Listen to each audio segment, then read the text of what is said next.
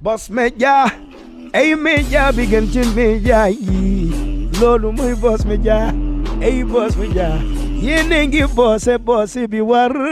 ay Boss Media média bi gën ci média yi.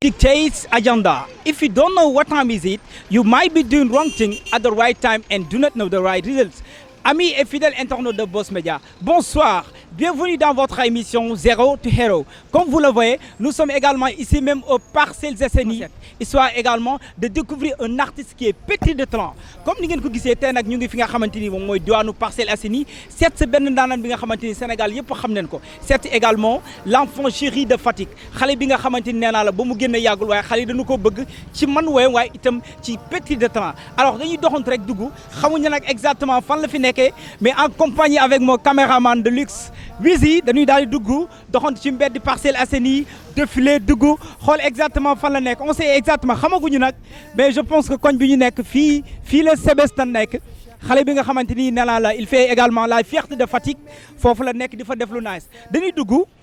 perturbé daw dakkalaan def lu ñu neex mais nag n'oubliez pas que ni tey as VIP Choose moo génn ci dàll yi. Alors en compagnie avec mon caméraman. Alors comme ni ma leen ko annoncé tantôt ba léegi ñoo ngi fi nga xamante ni moom mooy unité 11 war a seet ci ndaanaan mais nag xamaguma exactement gàll bi fan la mais n'empêche que maa ngi fii ci mbedd Parcelles Assainies di défilé di def lu ma neex xanaa damay laaj xale yi salaamaaleykum. maaleykum salaam. na ngeen def. ñooñu fii. mais artiste bu mag bi may dégg Parcelles fan la dëkk. mais fii la c'est sérieux. Oui. Alors kon caméraman topp moom ma daal di xool merci. Fidèles internautes de Boss Media, comme je l'ai tantôt annoncé, aujourd'hui également nous avons un peu voyagé, histoire également de découvrir un autre artiste. Tey nag dañoo dem fi nga xamante ni moom mooy diwaanu Fatick dem fi nga xamante ni moom mooy dëkku le président Macky Sall daal di découvrir ki nga xamante ne naa la seen fierté la xale bi nga xamante il est pétri de talent. C'est un artiste complet su ma waxee artiste complet lamb na lu bëri mu ngi mel ni koo xamante ni guitariste la mais aussi claviste la mooy aussi lu bëri mu ngi ci moom tey nag je pense que vous allez découvrir également qui est Sébastien le Pro mu nekk koo xamante ne la il est aimé par tout le monde le Pro. Alors balaa ñu def dara dañu koy daal di nuyu mu nuyu ñi nga xamante ni ñoom ñooy mbokki internautes de Boss Media ñu daal di cadré Sébastien le Pro bonsoir. Merci, bonsoir DJ Babs. Bonsoir à tous les internautes de Boss Media. Ça fait un plaisir de vous recevoir chez moi. Merci beaucoup. mais internaute yi il faut ngeen xam ne tey moom pën laa laal ah tey pën laa laal moo tax ay sang yi maa ngi sànneeku fu ma ne alors Sébastien est-ce que boo ñu mënoon wax rapidement kan mooy Sébastien pour ñi nga xamante ni noonu lay seetaan xamuñ la lan lay doon. Bah, Sébastien le Pro, c'est un jeune sénégalais d'origine fatickois, musicien en même temps et professeur de musique, chanteur, auteur, compositeur, beatmaker et vraiment voilà. Une crème de la musique sénégalaise. Donc c'est ce que j'ai annoncé tantôt nee naa leen c'est un artiste complet dégg ngeen li mu fi wax musicien donc professeur de musique compositeur guitariste et cetera. Alors Sébastien est-ce que mën nañu xam exactement depuis quand nga daal di commencer li nga xamante ne moom mooy musique. Musique maa ngi ko tàmbalee vers ay 2008 2009 2007 8 9 fois. Environ si la commencé di côtoyer instruments de musique yi di woyantu di rabantu sax laa parce que hip hop laa njëkkee rap tu vois mais après bi may am bac ba bi may ñëw Dakar maa ngi doon rap ba université maa ngi woon si benn comment dirais-je benn groupe mais benn campus 2H la tudd en fait benn organisation à l'université c'est-à-dire campus hip hop 2H veut dire hip hop donc ça regroupait tous les rappeurs étudiants venant un peu partout du Sénégal yu daje woon université on a créé une structure appelée Campus 2H pour doon casse ay droits étudiants et ainsi de suite donc fa la lépp tàmbale j'ai commencé par le rap le hip-hop et par la suite ma gën a parfaire sama jeu aux instruments piano guitare commencé di jouer yenn groupe yi donc par la suite la off hip-hop pour plus me concentrer au jeu des instruments pour les musiciens sénégalais. Alors Sébastien depuis ce temps-là est-ce que mën nañu xam ñaata titres nga def depuis temps boobu ba léegi. Def na ay 5 titres ay ak ay featuring parce que jot naa def ay featuring jot naa def aussi ay par exemple ay journal rappé loolu yëpp temps yi may nekk université tu vois jot naa def ñaari clip benn bi featuring la ak Colonel beneen bi featuring la ak Wonderful avant que may tàmbale sama carrière solo parce que moment yooyu yëpp maa ngi hésité est-ce que dinaa def sama carrière solo ou pas donc moment yooyu j'étais en plus si côté jouer quoi mais dañ la doon woo naan la saay est-ce que mën nañ def featuring parce que peut-être ñooñu doon ma woo featuring filoon nañ ma am na ay son campus 2H yu bëri yoo xamante ne ni maa ngi ci woon aussi ok mooy temps yi ñuy kaas inscription yeeg mooy temps réforme yi quoi grève yu métti université bi mooy période yi ñuy rey étudiant bu Bassirou Faye dem si yàlla na ko yàlla yërëm tu vois donc muy loo xamante ne ni dañ cey ba amaana du mën a yàgg nañ ci trop mais xaw na yàgg tuuti quand même parce que ku def 10 ans ba ma ci nekkee léegi vraiment du lu ndaw donc depuis 10 ans maa ngi ci game bi di gëstu ba tey jii ni ma doon li ma doon. Alors Sébastien beneen affaire aussi ñu seetlu ko je vous rappelle aussi qu'il est professeur de musique mais aussi qu'il fait de la musique et les musiciens donc alors actuellement nga nekk professeur à Kédougou je pense bien alors est-ce que c'est très facile aussi de combler ces deux être enseignant je veux dire être professeur des fois est-ce que tu auras le temps di participer ci yenn programme wala di doxal normalement say activités musicales. Bah am na quelques contraintes à vrai dire parce que c'est pas très facile nga bëgg di jàngale école war a nekk modèle et puis que en même temps bëgg di def musique tu sais que des fois pour benn réussite bi surtout ci carrière musicale c'est Sénégal surtout dafa am yu mu laaj pour nga gën a mën a promouvoir sa musique dafa laaj temps pour composition yi dafa laaj temps ainsi de suite mais bah puisque j'ai pas le choix et que man je suis devenu enseignant par passion. Bah donc je me dis de vraiment continuer essayer d'allier les deux sans que fenn ma mun ci sans ma bàyyi benn ci ñaar yi quoi donc je fais de mon max pour allier les deux et la musique et l'enseignement et jusque là bah ça dérange pas trop sauf que dina am ay quelques problèmes ay quelques handicaps mooy moment yi may nekk par exemple Kédougou et que benn télé wala benn rajo wala benn chaîne invité ma quelque part ou ay concert wala événement bah ak Covid bi nag amatul trop problème parce que activités yi wàññeeku nañ mais ce qui est sûr mooy bu du woon Covid bi ndaroon naa am yenn saa ay problème parce que Kédougou Dakar ça fait 700 et poussière kilomètres donc jegewul quoi tu vois mais nag ba sant yàlla ba ñu ngi ñaan Covid bi jóge fii ba ñu reprendre activités yi bu boobaa nañ jéem a xool comment nañuy gën a mën a allier les deux te duñu am problème. parce que foofu sax laa bëggoon ñëw parce que actuellement yaa ngi Kédougou te xam na ni musique bi je pense que Dakar la gën a doxee quoi la capitale du Sénégal alors pour nga mën di participer ci yenn programme yi day difficile lool mais est-ce que à Kédougou aussi des fois yaa ngi organiser foofu yenn programme yi aussi pour au moins suuxal li nga xamante moom musique bi foofu. Bah à Kédougou nag comme ni may wax c'est-à-dire ba ma fa defee tak sama première année yi doxewu ma fa doxinu comme musicien la dama ko doon xaw a nëbb pourquoi parce que bu la fa jàngale yóbboo nga bëgg a ñëw wax taxaw musicien la teel a wone sa bopp bu boobaa nañ la xoolee beneen bët école bu dul bëtu professeur alors que jàngale ma fa yóbbu donc c'était normal que ma nëbbatu le début yor taxawaayu professeur nëbb sama talent et tout mais après au fil des années mes élèves m'ont découvert de par internet parce que booy tam ñoo ñëpp léegi ñi ngi yor ay téléphone connexion. mais waxoo moo foofu sax xam nga le talent ne se cache pas est-ce que des fois sax doo nekk di def cours ba si yàgg fàtte na yaa ngi cours mais yaa ngi nekk concert quand même ça t'arrive pas. Bah du tout c'est que nag aussi ku wax ku ne musique moom c'est la matière man professeur de musique là je précise encore donc du mathématique du français du leneen dama génne ENA ñu affecté ma Kédougou donc musique laa fay jàngale. Du moment que musique laa fay jàngale dinaa jàngale théorie mais des fois il m'arrive de pratiquer et parce que sama établisse de chanter et d'apprendre les enfants à jouer par exemple comme l'hymne national à la flûte l'hymne de la jeunesse à la flûte et quelques notes de flûte parce que c'est pas trop une nécessité au niveau du lycée ou du collège mais c'est bien quand même après avoir fait des cours de théorie nga won xale yi rapportu théorie boobu ak pratique bi mooy gën a tax xale yi xam valeur u matière bi ñu nekk di jàng et loolu des fois il m'arrive de le faire quand même des fois ñu entonner benn woy des fois ma yóbbu sax guitare bu ko jaree sauf que de toujours mais en fonction de programme fi ñu ci toll bu laajee muy andi piano pour wan leen ay accords wan leen li ma leen di jàngal dama koy def bu laajee guitare dama koy def bu laajee woy dama koy def mais nag ça du bëriwul quoi ça m'arrive rarement de le faire pour rek booy yi gën a concentré aussi théorie bi nga xamante ne si lañ leen di évoluer. alors bu ñu ñëwee ci sa titre bi nga xamante ni jot nañ ko déglu nga woy ci sa yaay woy ci maman mu nekk benn titre boo xamante ni c'est exceptionnel boo ko dégloo rek tu as des frissons alors loolu nga ci wax exactement donc dund parce que des fois maa ngi dégg nga naan des fois sa yaay dina la doon dóor des fois sa yaay di la xas et tout mais bi nga demee ba màgg wan nga ko ni gune màgg na et cetera ay mbir yu bëri daal histoire bu bëri loolu da nga ko dund wala da nga ko way nii rek. non dama ko dund nag dama ko dund et li si tegu yëpp mooy loo xam ne surtout. Comme je me suis mis à la place de tout enfant qui aime sa mère, quoi. Et pour moi, c'est un devoir que chaque enfant ou chaque personne aime sa mère. En l'occurrence, ses parents, quoi. Mais plus particulièrement la maman. Parce que moi, je suis approché d'homme. Ok? Donc, maintenant, je suis avec sama yaay. Donc, je suis avec bari. Beaucoup de signes qui m'ont inspiré. C'est ma première source d'inspiration. Moi, réellement, je me ak sama yaay. Donc, il fallait inspiré. Après, je suis en même temps un rapport pour dormir avec yaayam. De par ma voix, je dis que pour mettre en valeur yaay. Ñëpp mëna xamné yaay kan amul fayam quoi. Donc de passage ma si profito di nuyu sama yaay mère Clotilde Senghor depuis Fatick. Merci beaucoup. Comme on a l'habitude de le dire, la maman est la source de toute vie. Yaay ken amul fayam. Donc on a l'habitude de dire que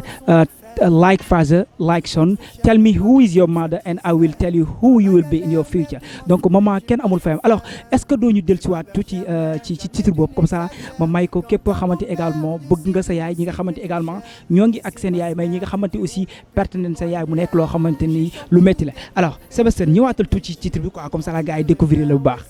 Bah déjà titre bi je bëgg nga woyaat ko quoi dama bëgg nga woyaat ko tuuti.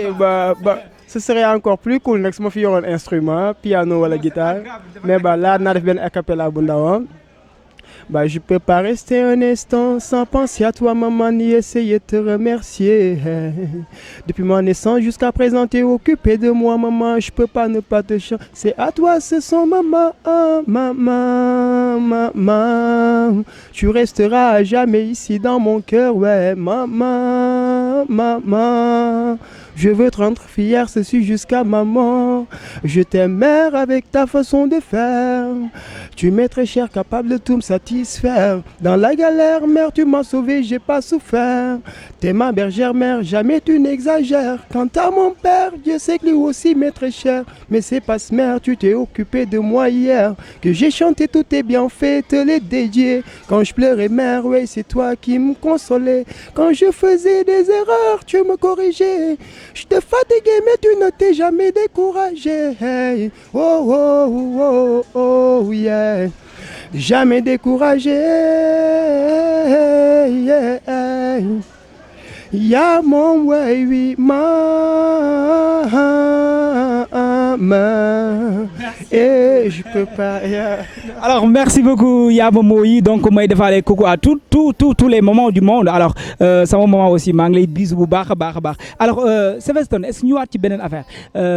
alors est-ce que être professeur de musique être aussi musicien est-ce que dina am benn différence avec ñi nga xamante ni ñoom mën nañ la woowe des artistes simples quoi est-ce que comprendre nga fu ma lay waxee. Soit encore plus. Être professeur de musique et musicien. Être professeur de musique et plus musicien est-ce que dina am benn différence entre ñi nga xamante ni ñoom ay artistes simples lañ quoi. Dina am tuuti différence parce que tey ki jàngul musique wala ki nekkul professeur de musique liñ ko mën a tolérer mënuñu ma ko tolérer man mii professeur de musique dañ ne ki jàng ak ki jàngul yemuñu donc tey comme c'est mel na ni rek tey nga bëgg a juger nit ci religion ne sanction yi sa gën a métti si ki xam. te jëfewul que ki xamul parce que ki xamul c'est un ignorant en fait kooku yomb naa tolérer bu doon def ay toj fii ba suba dañ naan rek jàngu ko wala moom bu buggee am lay yomb na mooy que jànguma ko damay demer damay jéem mais yow mi jàng ba génn saa am na yoo xam boo ko defee duñ la ko tolérer donc tey jii nii sas bi si man la gën a metti parce que man la maa xam ne li ñu ma tolérer ki jàngul musique duñ ma ko tolérer donc man les gens ont plus d'attente à mon endroit qu'à l'endroit d'un autre musicien qui n'a pas appris la musique. te loolu bari na Sénégal booy xool fii si musiciens yi ñi fi jàng musique dañ leen di compter ñu si bëri ñu ngi lay wax jaar nañu ENA di lim mais ENA ñaari niveau la dafa am professionnel ak DASC mooy ñuy former musiciens et tout court instrumentiste wala chanteur. C'est différent de celui qui apprend la matière en tant que tel kooku il apprend la science musicale quoi te man loolu laa def Donc dama allier les deux, j'ai appris la musique en tant que telle, c'est-à-dire la théorie, et en même temps les instruments. Donc du coup c'est un bonus, un plus. D'accord. Alors, si tu avais également la chance de changer quelque chose dans la musique sénégalaise, ça serait quoi exactement? Bah, la première chose que j'allais changer, mon aron, déjà musique bi ñuy promouvoir. Puis, comme je dis toujours, hein, moi, je me déplore chaque fois,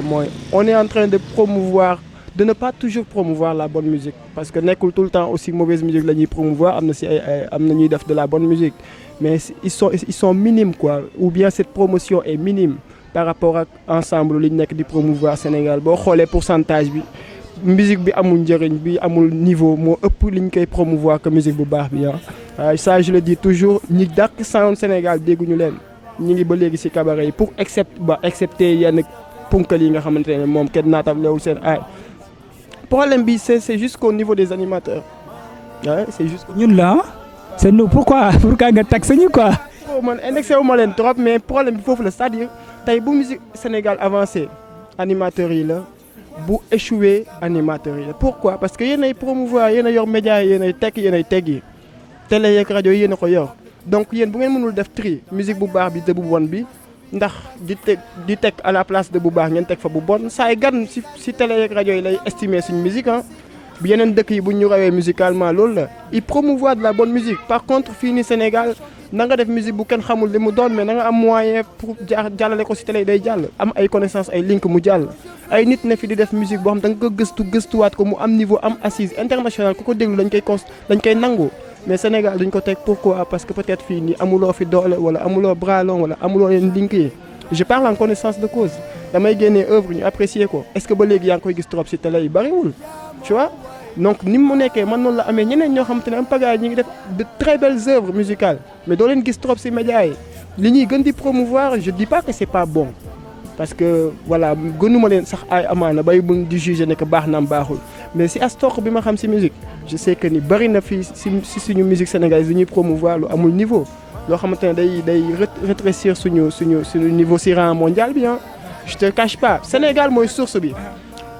Pays environnant yëpp li ci ëpp ENA bi dañu ñëwoon tibbsee fii moo nekkoon source principale bi ah Afrique yëpp bu ñu amee école nationale des arts li ci ëpp ci Afrique de l'Ouest Sénégal la ñu jógee mais tey boo demee seen dëkk yi ñoom ñoo raw suñu dëkk fuuf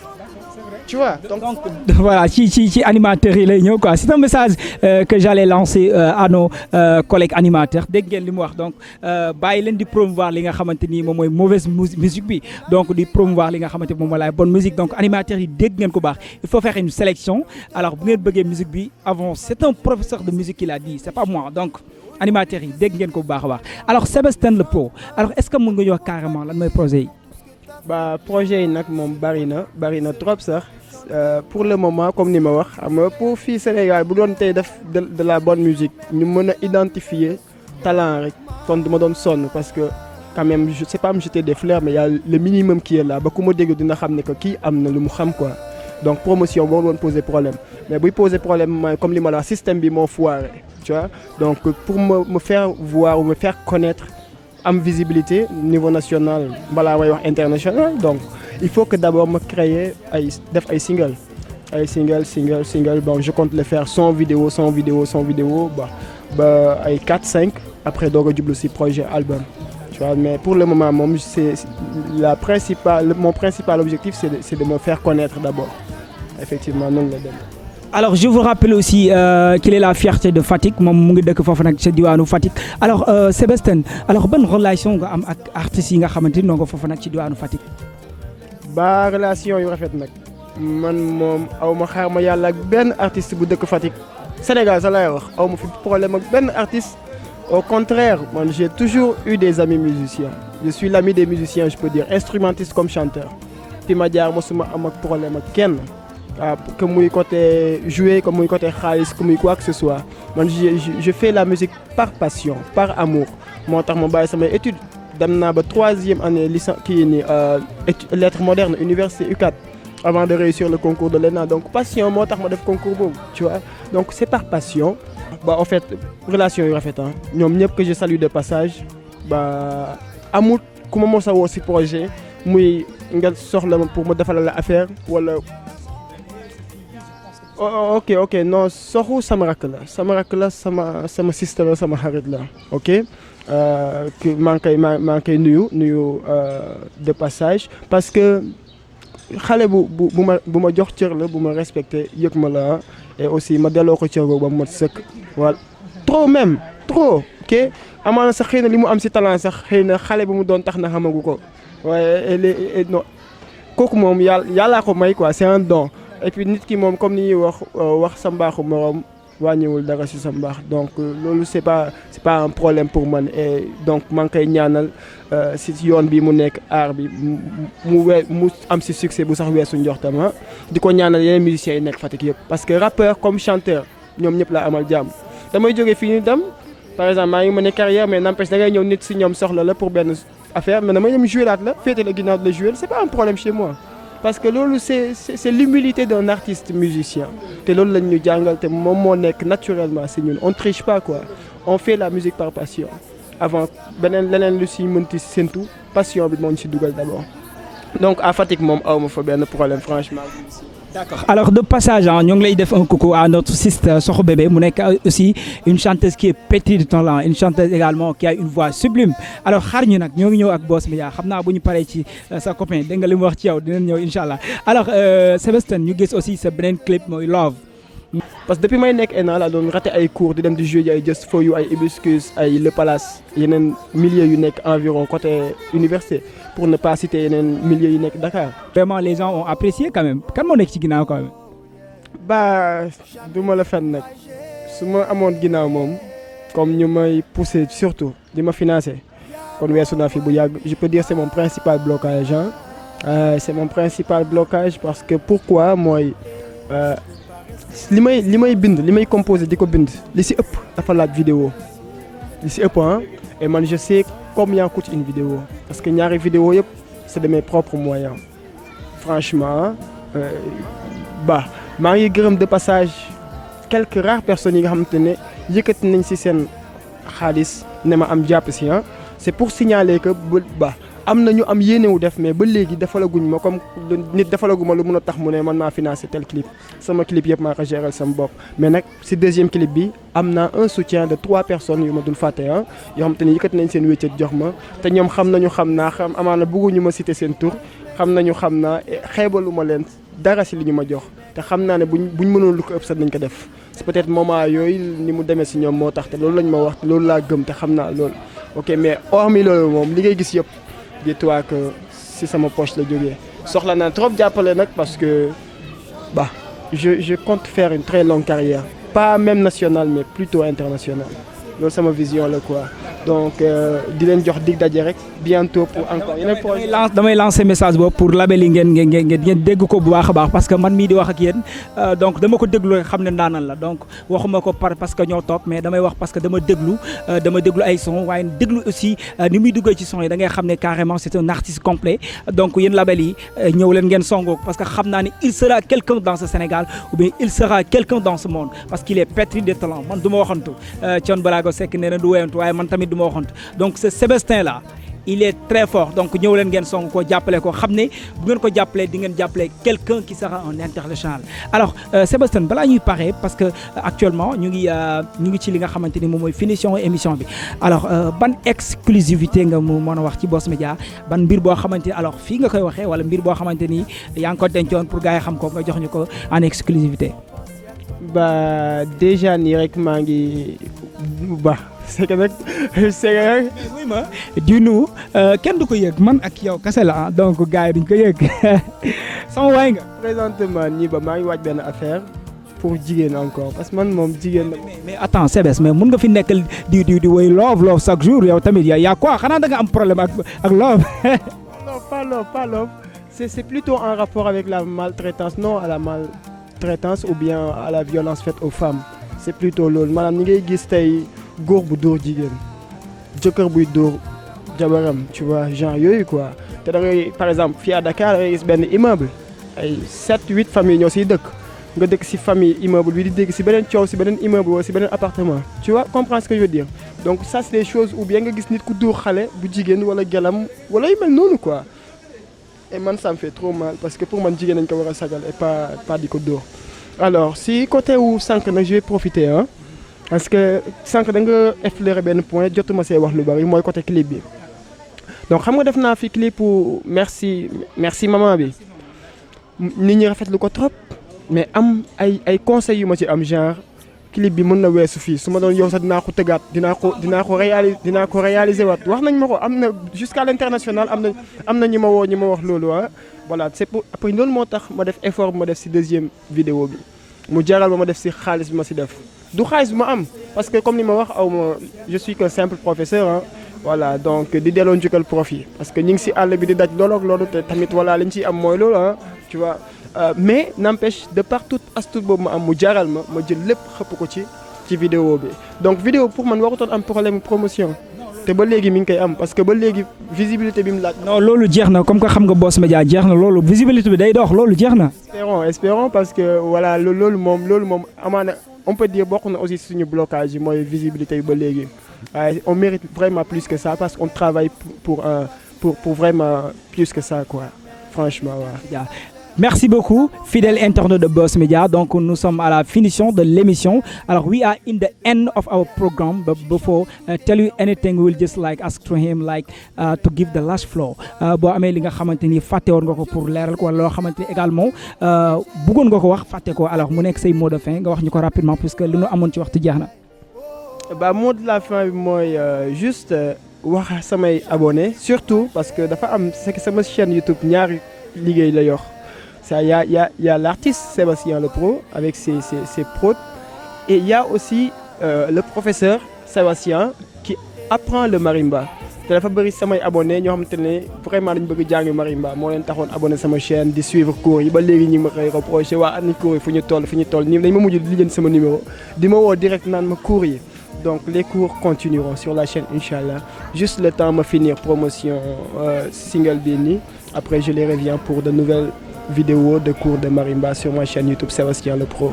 Merci à tous qui sont en train de me soutenir depuis ma nekk commencé sama carrière ba léegi muy képp ku may woo parce que le mot fan bëgguma ko utiliser ah man ay am di jàmm laa am ñu may bëggee xam li ma mën ak xam ki ma doon bëggal ma seen bopp te gëm ne tôt ou tard dinaa réussir ci musique bi ma nekk aw ma seen fay di leen remercier 1000 fois Sébastien Le Pro mi ngi leen di remercier 1000 fois et vous dire que liggéey bi yamul fii qu'on ira au sommet Inch'Allah. nañ si jàpp rek parce que liggéey bi tam du yomb pour un début j'ai plus besoin de mooy partager xam nga chaque fois parce que on est encore jeune hein on a tout un avenir devant nous et avec leur soutien je suis sûr qu'on peut aller très très très loin merci beaucoup à Boss Media yéen tamit ça fait plaisir ngeen fekk si ma ba sama koñ parcelle unité 11 di nuyu sama waa koñ tamit parce que tamit fii la lépp cosaanoo fii la lépp juddoo bu ma jógee Fatick ñëw Dakar depuis 2011 fii laa dëkk sama kër a ngi fii laa jógee di jouer li gars yëpp ay mbalaxmaan yi yeeg yeneen xeetu musique yi rappeurs yi yeeg reggae man yi yeeg ñi ma doon jouer yëpp fii laa doon jógee di dem guddi fii laa doon ñëpp si donc fii la lépp cosaanoo quoi